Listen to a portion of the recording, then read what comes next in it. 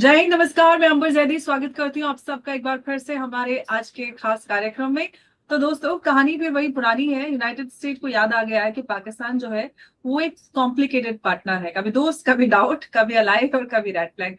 और इस बार स्पॉटलाइट में है, नाम है आसिम मुनीर का। अब अमेरिका का जो ट्रैक रेकर्ड है वो आप ये देखिए, पहले सपोर्ट करता है, फिर सैंक्शंस, फिर फंडिंग, फिर फ्रस्ट्रेशन, और फिर एक दिन रिपोर्ट आती है रेड फ्लैग।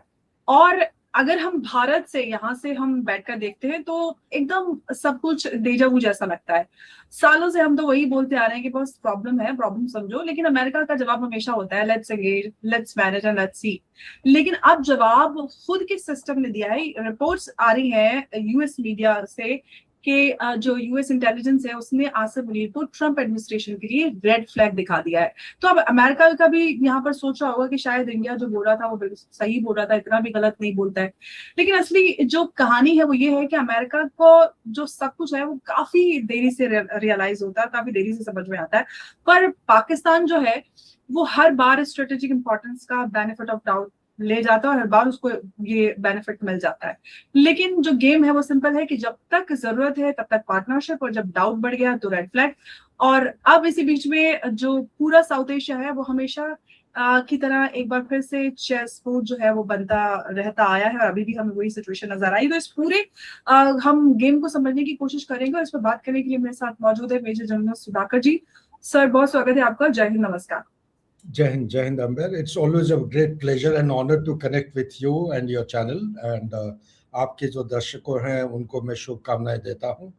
और जो मुद्दे आप वो लेके आते हैं ये बहुत ही कंटेम्प्रेरी और मीनिंगफुल सब्सटेंटिव मुद्दे होते हैं। इसके ऊपर लोगों तक एनालाइज्ड नैरेटिव अगर पहुंचा सकते हैं ये हमारे देश के लिए बहुत हित होगा, और हमारे देश से ज़्यादा अमेरिका को हित होगा, particularly Donald Trump. Yes sir. तो सबसे पहले तो सर मैं आपसे एक सवाल पूछ लेती हूँ, फिर उसके बाद आप पूरे इस जो कॉम्प्लेक्स सिचुएशन है, love hate relationship between US and Pakistan, उसको समझाएगा। सर, अभी तक तो जिस तरह से प्रेसिडेंट ट्रंप ने आसिम मुनीर और शहबाज शरीफ के कसीदे एक्स पे लगाए कि उन्होंने ये ऑफर किया और पूरा पीस एंड एवरीथिंग, लेकिन उधर से इंटेलिजेंस ये रिपोर्ट कर रहा है, तो यूएस इंटेलिजेंस ने आसिम मुनीर को आखिर ट्रंप एडमिनिस्ट्रेशन के लिए रेड फ्लैग क्यों कंसीडर किया है? आप थोड़ा सा सर जो क्या कंसर्न्स हैं, क्यों ऐसा हो रहा है, वो आप मुझे बताएं। मैनेजमेंट में एक चीज बोलते हैं रेड हेरिंग, या किसी को दबाव के नीचे रखने के लिए इस किस्म की इवेंट स्टेज मैनेज किया जाता है। मेरा विचार, ये पर्सनल एनालिसिस है, मैं भी थोड़ा बहुत स्पेशल ऑफ में काम किया हूँ, तजुर्बा है। देखिए, आप पाकिस्तान जब से जन्म हुआ है, जब से इंडिपेंडेंट हुआ है, तब से लेके अभी तक अगर हिस्ट्री को देखते हैं, समय कम होने के नाते ज़्यादा मैं इसके ऊपर व्याख्या नहीं करूँगा। आप सब कहते हैं कि Jinnah was the founding father, Liaquat Ali Khan, दोनों का जब मृत्यु हो जाता है उसके बाद उनका मिलिट्री रूल स्टार्ट हो जाता है, अयूब खान बन जाते हैं, उसका अयूब खान के बाद लगातार एक के बाद एक, और Yahya Khan, then you know what happened, Ziaul Haq के बाद वो मुशर्रफ का आ जाता है। तो ये स्टडी अगर करेंगे, अमेरिका का भी रिश्ता पाकिस्तान के साथ खटा मिटा रहा है, लेकिन इन्होंने पाकिस्तान को कभी छोड़ा नहीं। क्यों नहीं छोड़ा? इसलिए नहीं छोड़ा, उसका कारण है, जन्म किसने दिया था?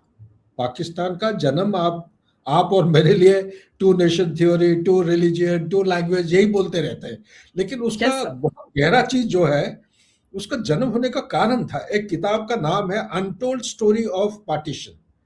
ये एम्बेसडर हिज एक्सीलेंसी नरेंद्र पाल किताब लिखे, किताब बैन हो गया था, बड़े सालों के लिए बैन हुआ था, अब ये भी शायद मिलने लगे एका दुक्का किताब। वो किताब बहुत बढ़िया तरीके से लिखा है। उन्होंने कहा कि ये टू नेशन थ्योरी, ये लैंग्वेज, रिलीजन, ये सब बकवास है।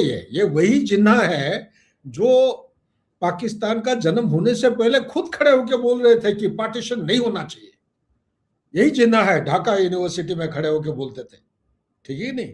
तो यही जिन्ना है कि इसलिए वो अचानक कैसे उनका मन में बदलाव आ जाएगा, ऐसा करेंगे। तो उसका कारण है, लंबी कारण क्या है कि उस समय कांग्रेस की तरफ से हम नॉन अलाइनमेंट डॉक्ट्रिन या फिलोसफी, फॉरेन पॉलिसी टूल को अपनाना उस समय बार बार हमने दर्शाया था, और ब्रिटेन का हाथ पांव पूरा एकदम थक गए थे उस समय, पैसा खत्म हो गया था कॉफर में, और बैटन हैंडओवर होना था यूएसए को। कोई भी सुपर पावर विश्व में उसका अथॉरिटी और सुप्रीमेसी को असर्ट करने के लिए वो जगह जगह बेस बना के रखता है। क्यों? कोल्ड वॉर 1.0 में दो पावर थे, एक थे यूएसए और दूसरा है यूएसएसआर। और यूएसए को डर ये था कि यूएसएसआर जैसा उसका प्रभाव बढ़ते जा रहा है, तो कहीं ऐसा ना हो कि वो पर्शियन गल्फ की तरफ फैल ना जाए। पर्शियन गल्फ में क्या तेल तेल की भंडार है, तो तेल अगर किसी के पास आ जाता है, वो सुपर पावर का सुप्रीमेसी को और तेजी से और काफी स्पीड से बढ़ाता है पूरा। तो इसीलिए उनको वो रोकना चाह रहे थे। तो उनको रोकने के लिए उस समय सेंट्रल एशियन जो रिपब्लिक है, सीएआर, ये जो 5 देश है, उज्बेकिस्तान, किर्गिस्तान, आपका कजाकिस्तान, तुर्कमेनिस्तान वगैरह वगैरह जो है, ये उसका बोलते हैं अंडर बेली ऑफ रशिया आज माना जाता है। उस समय भी अंडर बेली ऑफ यूएसएसआर था। तो ये धीरे धीरे धीरे धीरे उनका फैलाव जब बढ़ने लगे, देखा कि अफगानिस्तान के ऊपर पूरा इन्फ्लुएंस बढ़ गया। किसका? सोवियत यूनियन का। अफगानिस्तान से इन्फ्लुएंस बढ़ते बढ़ते धीरे धीरे बलूचिस्तान में भी आ गए थे, रशिया बाय द वे और यूएसएसआर का। अगर इतिहास को पढ़ोगे जो तो डर ये था कि यहाँ तक पहुंच गए हैं, दुरान लाइन को पार करके इधर भी आने लगे हैं, नॉर्थ वेस्ट फ्रंटियर प्रोविंस की तरफ, तो कहीं ना कहीं हमें कुछ रोकथाम करना पड़ेगा। तो रोकथाम के लिए उन्होंने क्या किया था कि एक स्ट्रेटेजिक बेस बनाना चाह रहे थे, बॉम्बर की बेस। अब बेस के लिए हिंदुस्तान ने तो खुले मना कर दिया था कि भाई हमारा नॉन अलाइनमेंट फिलोसफी हम अलाउ नहीं करेंगे, इंडिपेंडेंस अगर हो जाता है। तो उन्होंने तब से ये सिद्धांत कर लिया था कि geographic location, strategic importance, cross road of to West Asia, to Central Asia republic, to China, to Arabian Sea, to South Asia, ऐसा जगह को पकड़ के रखना निहाती है। ये किताब मैं आपको बार बार आपके चैनल में मैं रेफर किया हूँ। वो किताब का नाम है no exit from Pakistan. Daniel Markey ने लिखा है किताब। उन्होंने लिखा है चाहे रिश्ता कितना भी खराब हो जाए, फिर भी अमेरिका पाकिस्तान को छोड़ नहीं सकता है। ठीक है ना? वो कुछ बोलेगा, जैसे कि 2018-19 को यही डोनाल्ड ट्रंप बता रहे थे पाकिस्तान को हमने $32 बिलियन दिया है, 18-19 को बताया था एक स्टेटमेंट। अब पाकिस्तान ने क्या दिया है? Deceit, lies, betrayal. ठीक है नहीं? तो उन्होंने ऐसे ही थोप के चले गए थे। पाकिस्तान के साथ रिलेशनशिप खराब हो गया था, और जब बाइडेन आए, बाइडेन के साथ और खराब होने लगा। अभी आके उन्होंने गोद में बिठा लिया। क्यों बिठाया? कोई ना कोई कारण है। कारण यह है कि ये अभी तक कोई चर्चा कहीं पे हो नहीं रहा है। उन्होंने 2018 को जेसीपीओ को ड्रॉप किया था, विड्रॉ कर लिए थे। ये टोर द जेसीपीओ 2015 इनटू पीसेस। ठीक है ना? जेसीपीओ क्या है? Joint comprehensive plan of action. 2015 को P5+1, P5 हो गया permanent members of security council, और एक हो गया जर्मनी। इनके गारंटी के साथ एक एग्रीमेंट बना था 2015 को। उस एग्रीमेंट के मुताबिक ईरान के पास एनरिचमेंट ऑफ यूरेनियम जो है 3 to 5% के अंदर, एंड वो सीमित किया गया था। 3.67% एनरिच किया। 3.67% किस लिए? क्योंकि यूरेनियम जो है नेचुरल ये में मिलता है 0.7%। उसको जब आप प्रोसेस करके एनरिच करते हो तो एनर्जी और पावर के लिए आपको 3 to 5% ब्रैकेट के अंदर मिलता है। उसके आगे है 10, 17 अलग अलग चीजें। लेकिन उसके बाद जो मेन रिलेवेंट परसेंटेज है वो है 20%। कोई रिसर्च एंड डेवलपमेंट करने के लिए आपको 20% एनरिचमेंट करना चाहिए। उससे आगे अगर ऊपर की तरफ जाते हो, उसको माना जाता है 60% एंड अबव, वो कहते हैं वेपन ग्रेड। ठीक है नहीं? सो जेसीपीओए एक इंटरनेशनल एटॉमिक एनर्जी एजेंसी को ले आया था वॉचडॉग की तरफ, और टाइम टू टाइम उसको मॉनिटर करेंगे, चेक करते रहेंगे, रिपोर्ट देते रहेंगे। कोई अगर सस्पिशियस एक्टिविटी हो रहा है वहां जाके इन्वेस्टिगेट करेंगे और रिपोर्ट देते रहे। ठीक ठाक चलते रहा 15 से लेकर 18 तक। और उन्होंने सीमित किया था कि इनका जो स्टॉक पाइल है 202 केजी से ज्यादा नहीं होगा एनरिच्ड यूरेनियम, और 3.7 ये बता दिया था। वॉचडॉग था टाइम टू टाइम। और 2018 को ये आया, लो एंड बिहोल्ड, उन्होंने बोला कि नहीं ये बेकार है। ये एक चीज को दर्शाता है, क्या है? डेमोक्रेट कोई भी चीज को हासिल करने की कोशिश करते हैं अमेरिका में, अमेरिकन पॉलिटिक्स, इसलिए मैं टाइम टू टाइम बोलते रहता हूं काफी सारे चैनल में, ये इसको एक पॉलिटिकल सिविल वॉर माना जाता है। डेमोक्रेट अगर कोई रिकॉग्निशन मिल गया तो रिपब्लिकन्स को हजम नहीं होता है। और अभी ये पर्सनलाइज्ड एक वॉरफेयर स्टार्ट हो गया। डोनाल्ड ट्रंप इगोसेंट्रिक पर्सन है, वो ओबामा एक ब्लैक अमेरिकन है। ब्लैक अमेरिकन के खिलाफ डोनाल्ड ट्रंप का कोई अप्रूवल नहीं है, उनको पसंद नहीं है कोई भी इसकी बात। ये पावल की बात, जनरल पावल थे उनके, उनकी बात करिए, उनका पावल डॉक्ट्रिन को पढ़िए, उसको पढ़ेंगे तो काफी सारे निचोड़ के सामने आता है। डोनाल्ड बिल्कुल ट्रंप सर। कोई भी ब्लैक अमेरिकन को रिकॉग्निशन या डेकोरेशन या कोई अच्छा काम साबित करते हुए कोई अगर शाबाशी मिलता है, वो हजम नहीं कर पाएंगे, वो खुद बोलेंगे कि मैं उनसे बेहतर हूं। तो ये एक ईगो आ गया था, उन्होंने ये करके डालना था कि ये JCPOA बकवास है, आपने तो खुलेआम एक प्लेटर में हथियार बनाने के लिए दे दिया ईरान को, वो न्यूक्लियर बम बनाएगा, जो कि आज के उस समय की बात है कि विश्व में इस्लामिक देश पाकिस्तान के बाद कोई एक इस्लामिक देश के पास अगर आ जाता है तो उसका देखा देखी सऊदी अरेबिया करेगा, उसका देखा देखी टर्की भी करेगा, तो ये फैलने लगेगा। जी कहीं सर। ना कहीं रोकना था। और हुआ क्या, 2018 के बाद अगर दिसंबर 2024 को आप लेते हैं, इसके दौरान हुआ क्या, वो जो सीमित था 3.67, ये बढ़ के हो गया 60% एंड मोर। मेरे पास अनऑफिशियल रिपोर्ट है, ओपन सोर्स है, इसका परसेंटेज जाके पहुंचा है 87.7%। मैं अपने दर्शकों को बता के ये कोई अचंभित करना नहीं चाह रहा हूं। लिटिल बॉय जो ड्रॉप हुआ था हिरोशिमा के ऊपर, आप अगर गूगल करेंगे, किताब रिसर्च करेंगे, आपको मिलेगा लिटिल बॉय का जो यूरेनियम था एनरिचमेंट, उसका था 86.7%, उसके आसपास। और इनके पास जो ईरान के पास पहुंच चुका है 2018 के बाद 87.7, 1% more than the little boy. 60% पे भी आप हथियार बना सकते हैं, न्यूक्लियर बॉम्ब। तो बोलने का मतलब यह है, तो क्या हुआ क्या फिर, आपने वहां से विड्रॉ कर लिए, ईरान को आपने खुलेआम दे दिया, भाई करो जो करना है आप। आपने एटॉमिक एनर्जी एजेंसी जो थे वो थोड़ा बहुत मॉनिटर कर रहे थे, वो भी बंद हो गया। 9-10 महीने से उनका कोई सर्वेलेंस नहीं हो रहा है, कोई चेक्स एंड बैलेंसेस नहीं है। 6 महीना चाहिए आपको न्यूक्लियर हथियार, 6 महीना क्या, मैं कह रहा हूँ 3 से 5 महीने के अंदर न्यूक्लियर बॉम्ब बन जाता है, अगर नहीं है तो। ये जो चीज है वो करके दिखाना चाहते हैं, पूरा न्यूक्लियर हथियार इनको एकदम डिनाई करना चाहते हैं ईरान को, ये है उनका पहला मकसद है। क्या ईरान आज के दिन में मानेगा? ये एनपीटी साइन कर रखा है, nuclear non proliferation treaty sign किया है। उनका कहना है कि भाई हम तो एनपीटी साइन कर रखे हैं, एनपीटी के तहत हम अपना एनर्जी के लिए उसको एनरिच कर सकते हैं, रिसर्च एंड डेवलपमेंट के लिए कर सकते हैं। तो उनका कहना है कि आप ठीक है 60% को डाइल्यूट करके आप 20% ला लीजिए, ठीक है नहीं? तो ये कह रहे, ये भी पहली बार नहीं है, इससे पहले पिछले साल 12 दिन के लड़ाई के टाइम में यही बात हुई थी, इसी को उन्होंने एक्सेप्ट किया था। अभी जो बातचीत चल रही थी उन्होंने यही इसी नतीजे पाए थे। अभी उनको बोल रहे हो कि नहीं 20 साल का फ्रीज करना चाहिए, 12.5 साल का फ्रीज होना चाहिए, सही है गलत है, इंफॉर्मेशन या डिस इंफॉर्मेशन कैंपेन, मैं इसके ऊपर कोई कमेंट देना नहीं चाहता हूं, लेकिन जो ठोस बात है वो है ईरान को ये चीज मंजूर नहीं है। तो यहीं पे आपका सवाल का जो जवाब है कि इधर आप लाए हैं किसको, मुनीर को जो रेड फ्लैग वाला जो पॉइंट आप बता रहे हैं, मुनीर पुराना एक आईएसआई एक नुमाइंदा के हैं, और आईएसआई के होने के नाते as a matter of mandate ISI हर एक जितने भी प्रॉक्सीज हैं, जितने टेररिस्ट ऑर्गेनाइजेशन है, ये सबके साथ ये जुड़े हुए रहते हैं।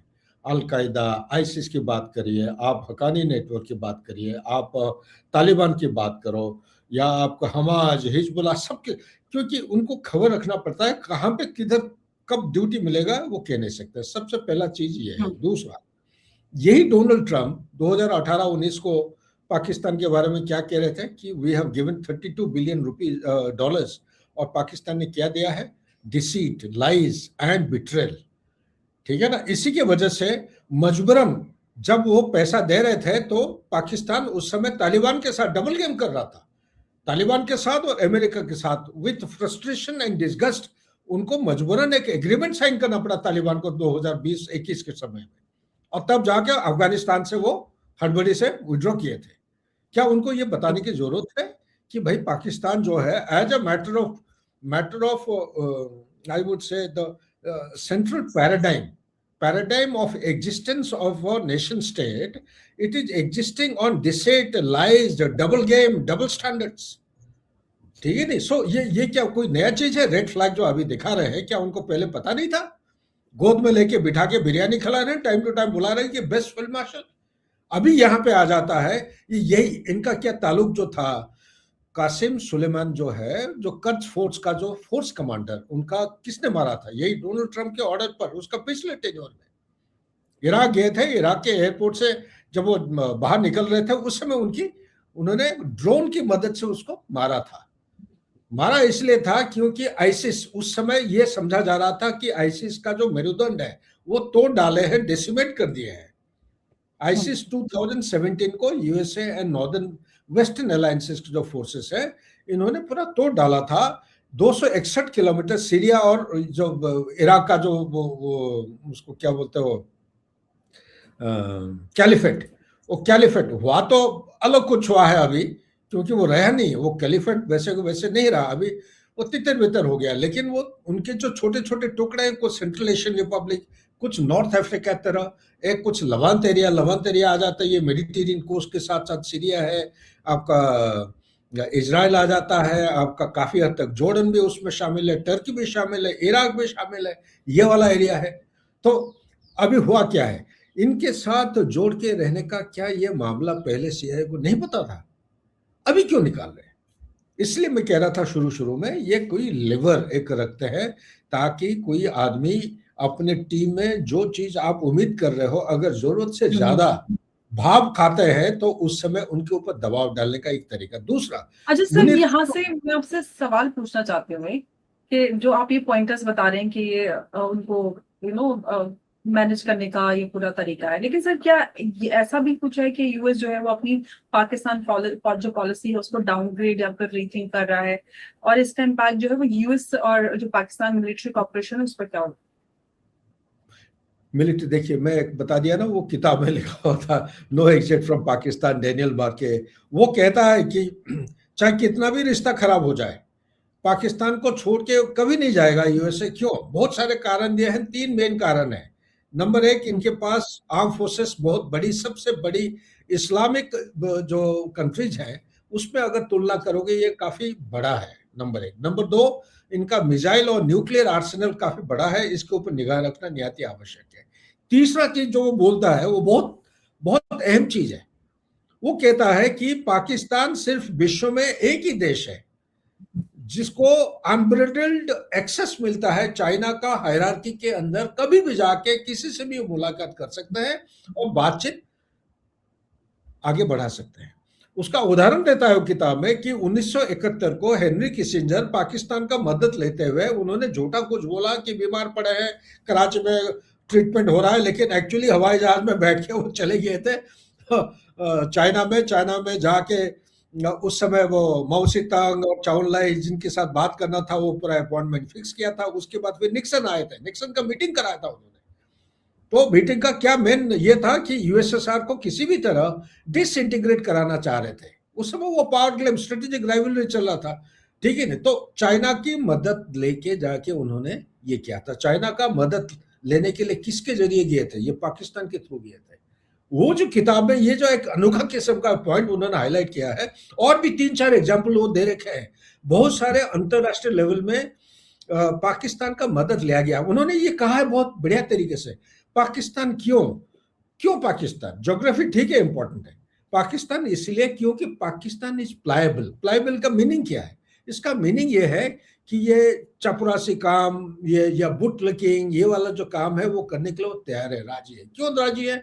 इसलिए राजी है क्योंकि उनका एग्जिस्टेंशियल क्राइसिस पे आ गए हैं वो। एग्जिस्टेंशियल क्राइसिस क्यों? कि आज के दिन में जब आप और मैं चर्चा कर रहे हैं, पाकिस्तान का जो डेट है टोटल 286 बिलियन यूएस डॉलर का डेट है, एक्सटर्नल और इंटरनल। और उनका जो इंटरनल डेट है वो एक्सटर्नल से बढ़कर है, काफी ज्यादा है। और इंपॉर्टेंट चीज ये भी है कि चाइना से जितना ले रखे हैं 30%, टोटल जो एक्सटर्नल डेट का 30% चाइना को वो रोल ओवर करने के लिए टाइम टू टाइम वो मना करते जा रहा है, क्योंकि उसका rate of interest is 5 to 6.5% commercial rate of interest. IMF world bank का 0.5, 0.75 to 1.5 होता, मैक्सिमम 2% तक देते हैं। और उसका कंपाउंडिंग नहीं है, चाइना का कंपाउंडिंग है, ठीक है ना, सिंपल इंटरेस्ट नहीं है। ये आईएमएफ और वर्ल्ड बैंक का सिंपल इंटरेस्ट है। इसी तरह सऊदी अरेबिया, यूएई, इनसे भी पैसा, एक देश से पैसा लेके दूसरे देश को वापस कर रहे हैं। अभी जैसा हुआ है, सऊदी अरेबिया से 5 बिलियन लिया, मेरे ख्याल से 3.5 बिलियन यूएई को आज आया न्यूज में, 2 बिलियन या 3.5 बिलियन दिया है वापस, क्योंकि यूएई मना कर दिया साफ साफ कि भाई तू बोलता है हमारा दोस्त है और उधर जाके हाथ मिला रहा है, जब भी लगा रहा है वो ईरान में, ठीक है ना। सो ये constantly it is a dynamic process of ego getting hurt and relationship getting सार्ड।